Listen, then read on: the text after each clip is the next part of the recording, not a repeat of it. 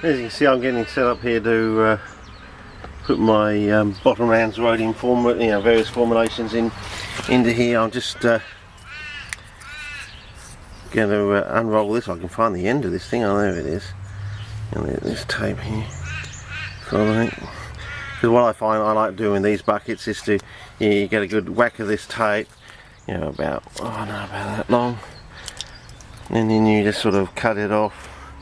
And then you stick it on the pot like this, and you can, if you don't get a line like that, you can write on what the formulation is in the pot, sort of thing, and it doesn't go anywhere. Where otherwise, if you don't have this sort of thing, it makes it stand out. So it makes it obvious to you what's in the pot and everything.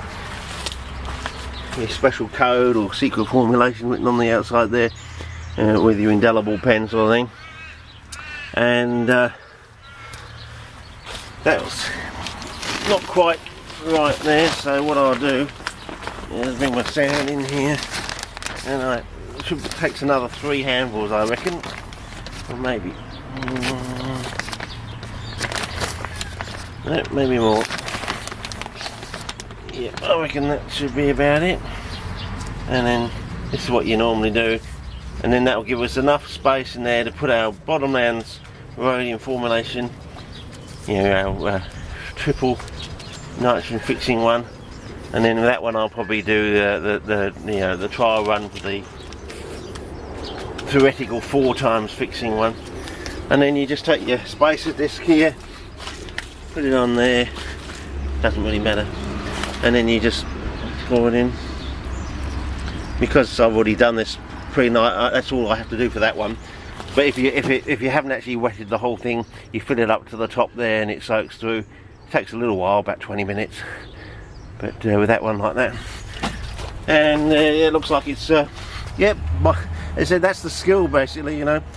Doing this so many times, you just get a sort of an eye for it, sort of thing, with how much you need to do it. To make a correction, sort of thing. You can do it by all the scales that are on the side of the bucket, but sometimes it's just easier and faster just to do it, as I said, by eye. And yeah, that looks like it'll be maybe just a little bit more in the corner there, and that should settle down to be perfect, that one as well. So remember, the buckets are slightly different. That's slightly wider there and that's slightly thinner, but you probably can't tell that unless you've used many buckets over and over. And if you can't wait, you can pick this thing up, put it on that one, and do the same again. Just another skill. Yep, there we go. And then once that's done, in the intervening time, I'll just get my bottomlands rhodium triple nitrogen fixation formulation. I'll just get it stirred up, ready to go. Because if you don't get it, just enough water in there, it'll go rock solid in the container, and it'll take you ages to get it all mixed up. But if you know just the right amount of water, as I said, if you know just about the right amount of water, you can get it mixed up very, very quickly. In a matter of about I will say less than probably about 30 seconds.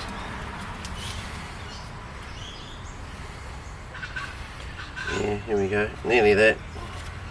Once you just get that little that slick in the thing to go right, spread right through the medium, then you're fine. You can get it going.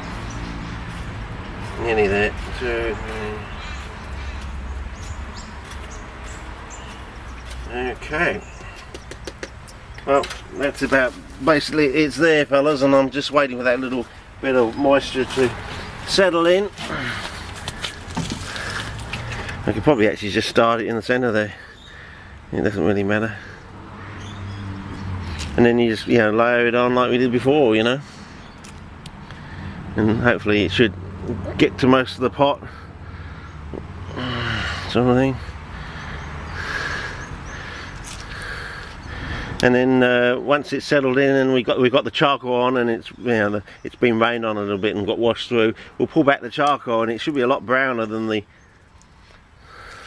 standard formulation, it could be the triple one. And hopefully, if I've worked it out properly, the one over here, which will have the I don't know what you call it, 4 times quadra, whatever, times nitrogen fixing ability.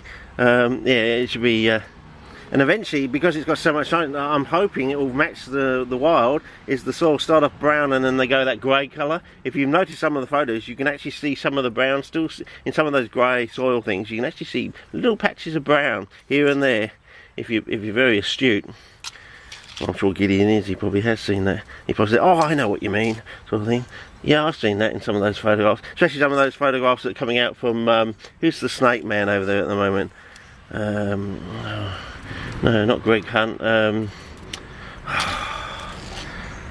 one who fried his Times Warner thing on purpose.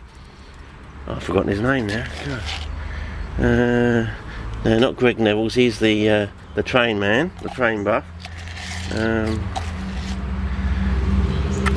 So,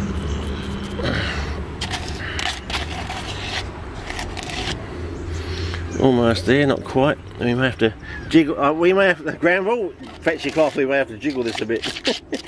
Oh, that's a open all hours reference. If you're in Asia or somewhere, or China, don't get that reference. It's a open all hours reference. So, just get the last out here with my finger. There we go. Just tap the last.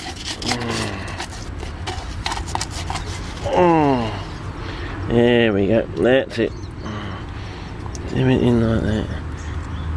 There we go. Yep. That's about it basically. And then we'll just put the put the charcoal on there. Basically, if that was level, it'd probably just be 1 inch of charcoal, and then we'll do work on that one. And yeah, see, that should go much browner, than the other ones. Anyway, that's about it for now for this clip. Otherwise, this clip will just get too long, and then I'll just write the code on the bucket. What type of Bottomlands rhodium formulation it is. It's the triple whammy sort of thing, and hopefully we'll get the. Well, I don't know what you're going to call that one. It's going to be a quadra or something other, I don't know. Have to think of a new name, I reckon. Anyway, over and out for this clip, I think.